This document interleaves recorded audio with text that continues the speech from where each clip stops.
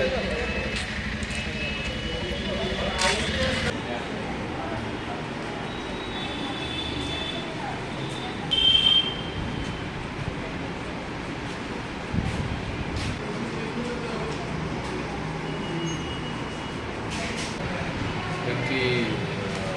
Incident হয়েছিল, তার পরিপ্রেক্ষিতে নীলিমা ভৌমিক দেবনাথ নামে একজন অবসরপ্রাপ্ত সরকারি কর্মচারী, তিনি একটি কমপ্লেন করেছিলেন, এফআইআর করেছিলেন।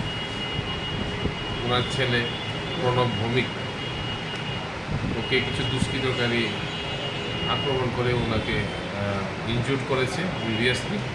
সেই পরিপ্রেক্ষিতে আমাদের যাদের বিরুদ্ধে অভিযোগ ছিল দুজন, তাদেরকে আমরা গ্রেফতার করেছি এবং আজকে তাদেরকে আমরা আদালতে প্রডিউস করি।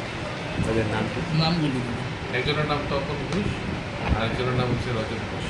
ঘটনাটা কী নিয়ে ঘটেছিল, এরকম কিছু সমস্ত কিছুই তদন্ত করে দেখা হচ্ছে, এগুলি তদন্তে বেরিয়ে আছে। তো টাউন ইন্দ্রনগর শ্মশান যে কালীবাড়িটা, শ্মশানের এলাকা থেকে